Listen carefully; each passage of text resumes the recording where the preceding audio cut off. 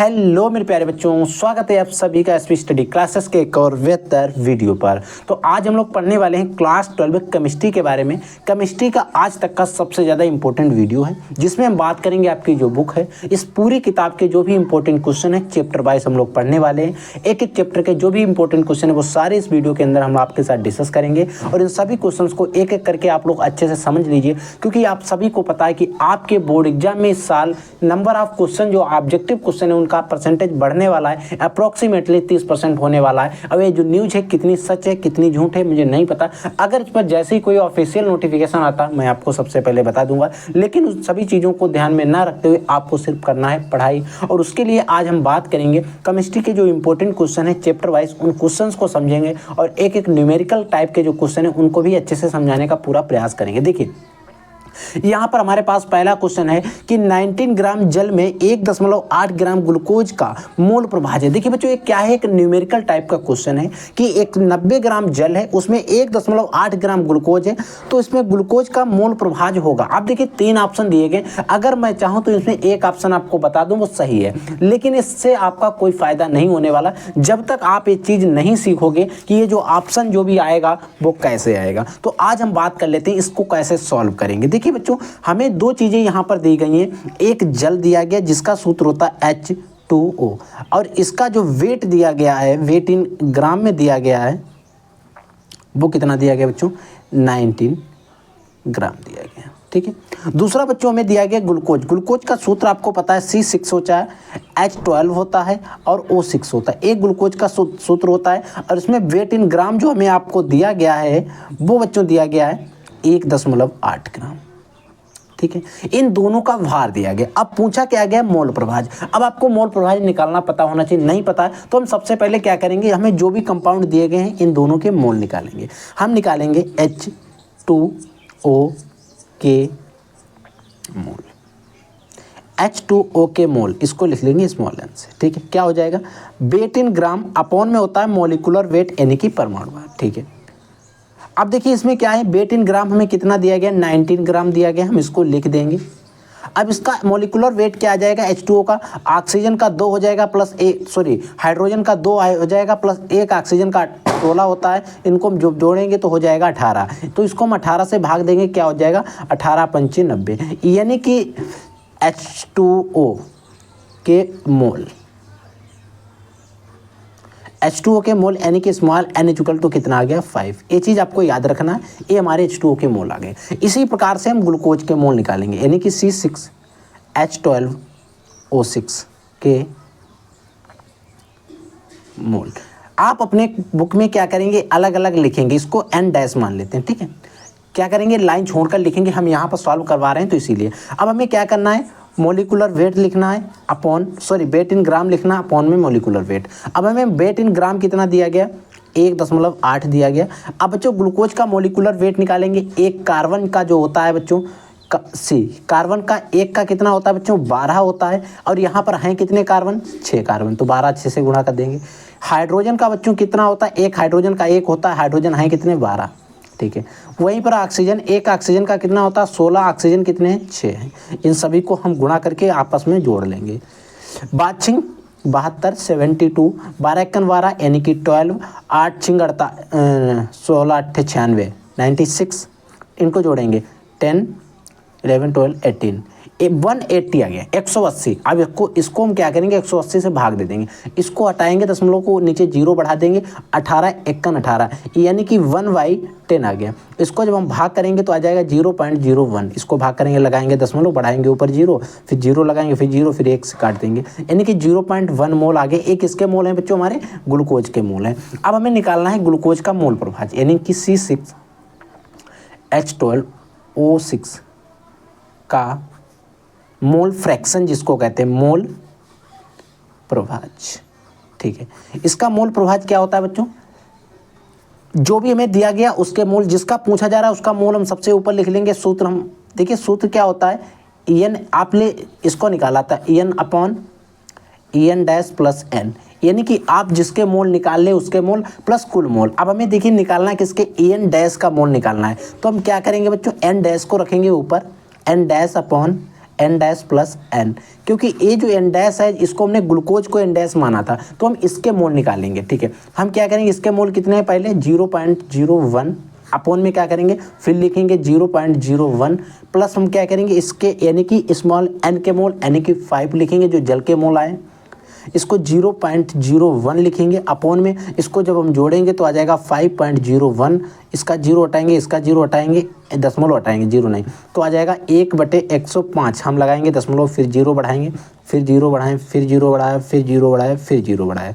ये लगभग एक बार जाएगा और फिर एक बार जाकर 500 499 बच जाएगा, ये लगभग फिर 9 बार चला जाएगा, यानी कि 0.009 मोल इतना कुछ आ रहा है। अभी ये जिस ऑप्शन में सही होगा वही ऑप्शन हमारा सही होगा। देखो पहले में 0.19 है, नहीं होगा, 0.019 नहीं होगा, 2 जीरो होने चाहिए, इसमें 3 जीरो ये भी नहीं होगा, तो हमारा सही ऑप्शन क्या हो जाएगा, ऑप्शन नंबर ए तीसरा जो है बच्चों हमारा राइट आंसर हो गया। आई होप आपको यहाँ पर तक अच्छे से समझ में आ गया होगा। ठीक है, क्लियर हो गया। अब देखो बच्चों, शुद्ध जल की मोलरता कितनी होती है निकालेंगे, हम निकाल के भी बता सकते हैं, लेकिन इसमें कोई जरूरी नहीं, कोई विकल्प चेंज नहीं होते, आपको सिर्फ याद रख लेना है, रट लेना है 55.56 यानी कि 55.56 जो होती है ये शुद्ध जल की मोलरता होती है। एक इंपॉर्टेंट क्वेश्चन है, वेरी वेरी मोस्ट इंपॉर्टेंट, सिर्फ आप इसको याद रखेंगे।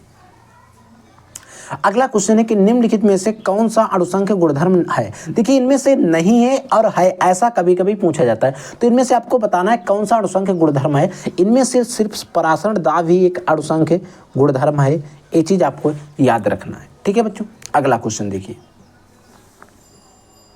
अगला क्वेश्चन है कि निम्नलिखित विलयन में सर्वाधिक परासरण दाब किसका है। देखिए ये जो आपको कई सारे विलयन दिए गए, इनमें सर्वाधिक परासरण दाब किसका है। अब बच्चों ये जो परासरण दाब है निकालने का प्रोसेस है, मैंने आपको बताया कैसे निकाला जाता है, तो आप वहां पर जाकर न्यूमेरिकल का वीडियो मैंने अपलोड किया, वहां पर जाकर आप देख सकते हैं कि परासरण दाब कैसे निकालेंगे। अन्यथा अगर हमने एक एक क्वेश्चन का इसको सॉल्व कराया तो बच्चे काफी ज्यादा टाइम हो जाएगा। ठीक है, अब बच्चों जब आप इसमें परासरण दाब इन सभी विलयन का निकालोगे तो आप देखोगे सर्वाधिक जो आएगा वो आपका आ जाएगा 1 मोल NH4 का, जो हमारा दूसरा विकल्प सही हो जाएगा। ठीक है, अगला क्वेश्चन है कि 8 ग्राम NaOH, ठीक है NaOH होता है, इतने ml बिलियन में घुला है। ठीक है, बिलियन की मोलरता यानी कि विलय के मोल अपॉन बिलियन का भार आता है लीटर में, आप लगा के सूत्र इसको निकाल लेंगे, इजीली निकल जाएगा। हर एक बच्चे को मैंने समझा रखा है 50 बार, अगर आपने मेरे से 2 से 4 लेक्चर भी किए होंगे ना तो हर एक क्वेश्चन का आपको जवाब पता हो जाएगा। मैं आंसर आपको बता दे रहा हूँ, आप जब इसको निकालोगे तो ऑप्शन फर्स्ट आ जाएगा, और इसको आप निकाल के वीडियो के कमेंट सेक्शन में कमेंट कर देना। अगर बच्चों जो भी नए जुड़ रहे हैं, नहीं निकाल पा रहे हैं, तो बच्चों आप वीडियो के कमेंट सेक्शन में कमेंट कर देना,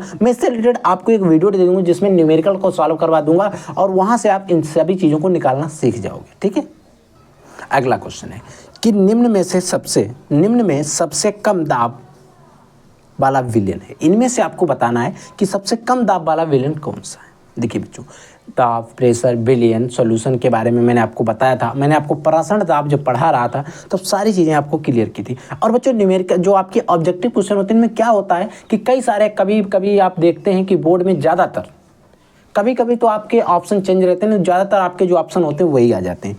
ठीक है, तो इसमें अगर हम इन सभी में ग्लूकोज है 1 मोल NaCl है 1 मोल K2SO4 1 मोल सुक्रोज यानी कि मोनोसेकेराइड पॉलीसेकेराइड,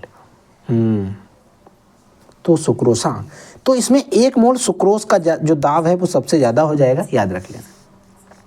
हिमांक का अवनमन सीधा समानुपाती दर्शाता है। देखिए हिमांक का जो अवनमन हो डायरेक्टली प्रोपोर्शनल किसके साथ में होता है, इसका आपको बताना है। और एक अच्छा क्वेश्चन है, आप इस पर स्टार लगा लीजिए, कई बार बोर्ड एग्जाम में पूछा भी गया है। तो बच्चों बिलियन की जो मोलरता होती है उससे डायरेक्टली प्रोपोर्शनल दर्शाता है, समानुपाती दर्शाता है, याद रखेंगे। ठीक है,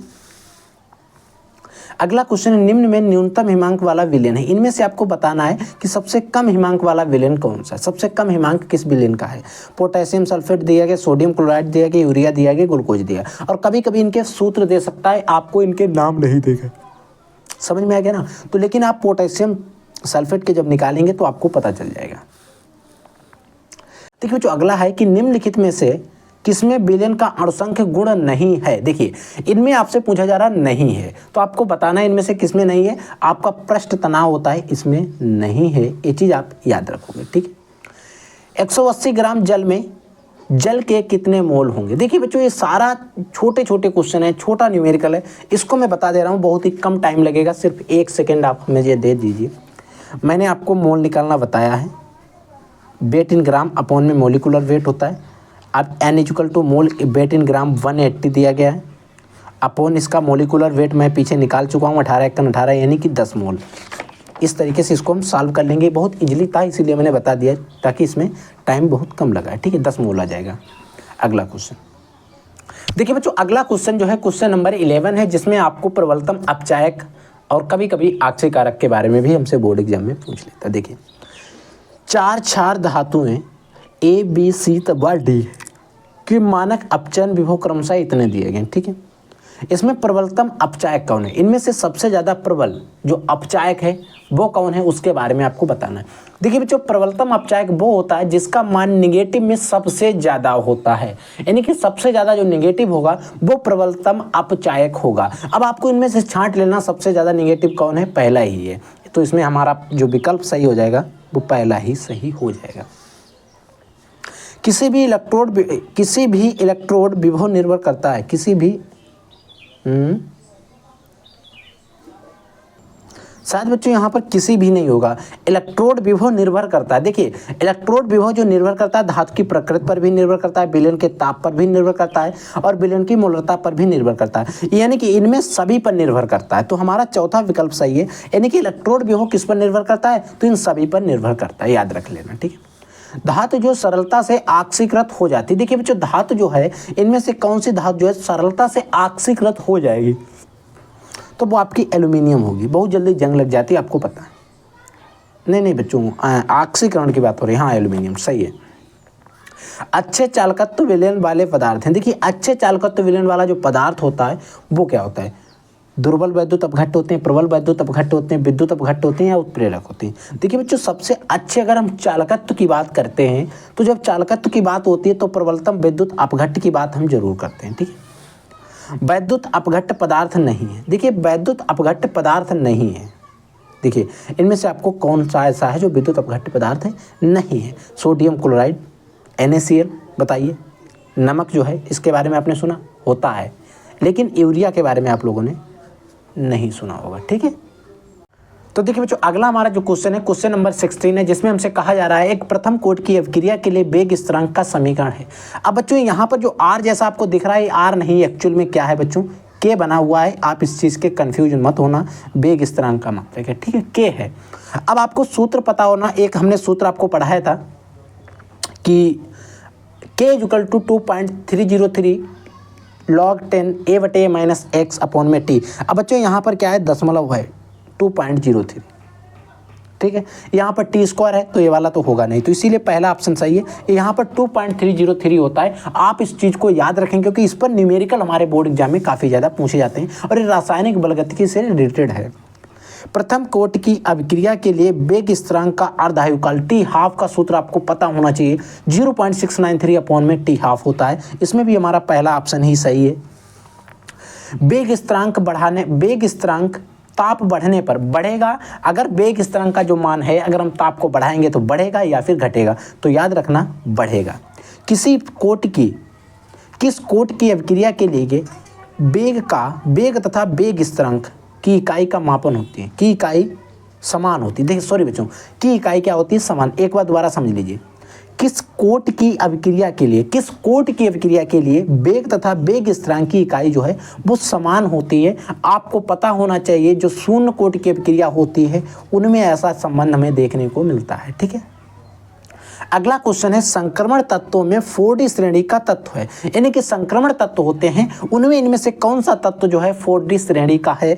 आपको पता होना चाहिए कि 4D श्रेणी में क्या होता है, वेरियम 47 आता है, जिसका परमाणु क्रमांक क्या होता है बच्चों, 47 होता है। निम्न में अनुचुंबकीय आयन है। देखिए इनमें से आपको बताना है अनुचुंबकीय और प्रतिचुंबकीय आयन के बारे में मैंने आपको बताया था, यानी कि अयुग्मित इलेक्ट्रॉन के बारे में मैं आपको जब समझा रहा था वहाँ पर इस प्रकार की सारी चीज़ें Ni सही हो जाएगा। निम्न में रंगीन आयन है। देखिए रंगीन आयन वो होते हैं जिनमें अयुग्मित इलेक्ट्रॉन प्रेजेंट होते हैं, पूर्ण भरे या अर्धपूरित जो कक्षक होते हैं वो जो रंगीन आयन देते हैं। तो इसमें हमारा सही कौन सा हो जाएगा, Cu++। जब इसका आप इलेक्ट्रॉनिक विन्यास करोगे तो आपको ये सारी चीज़ें देखने को मिलेगी। निम्न तत्वों में लेंथेनाइड का तत्व है, यानी कि लेंथेनाइड और एक्टिनाइड, यानी कि 4F/5F श्रेणी के बारे में हमने पढ़ा होगा। लेंथेनाइड एक्टिनाइड मैंने आपको पढ़ाया था, वहाँ पर इसमें से आपको छांटना है कौन सा तत्व जो है लेंथेनाइड श्रेणी का तत्व है। तो बात करें बच्चों हम Ce की, जो हमारा पैंथेनाइड का एक तत्व है। क्लोरोब्यूटेन, क्लोरोब्यूटेन के एल्कोहली पोटेशियम एल्कोहली है, यानी कि एल्कोहली पोटास अभिक्रिया करके क्या देता है। देखिए बच्चों, आपने एक नियम पढ़ा होगा, मार्कोनी-काफ का नियम, सैटजेफ का नियम। इस प्रकार के जब आप नियम पढ़ते हैं तो वहाँ पर आपको ये सारी चीज़ें देखने को मिलती हैं, यानी कि क्लोरोब्यूटेन से एल्कोहली पोटास अभिक्रिया करता है, तो अभिक्रिया करके कौन सा एक कंपाउंड है जो देता है, और एक कंपाउंड वहाँ पर 80% बनता था, एक कंपाउंड वहाँ पर 20% बनता था। आपको पता होना चाहिए ब्यूटेन देता है, ब्यूटेन 1 कह सकते हैं। आई होप बच्चों यहाँ तक हमने आपको जो 24 क्वेश्चन बताए अच्छे से समझ में आ गए होंगे। इससे आगे के जो क्वेश्चन हैं वो आपको नेक्स्ट वीडियो में मिल जाएंगे, जिसका पार्ट 2 हम जल्दी ही लाने वाले हैं, आज से कल में आपको मिल जाएगा। तो इसीलिए आप जल्दी से हमारे साथ जुड़ जाइए और इन सभी क्वेश्चन को पढ़ते रहिए, आगे बढ़ते रहिए। अगर आपके मन में कोई भी डाउट रहता है किसी भी क्वेश्चन को रिलेटेड, तो आप वीडियो के कमेंट सेक्शन में कमेंट करके हमसे पूछ सकते हैं। ठीक है बच्चों, तो I will take in next class. तब तक के लिए जय हिंद, वंदे मातरम।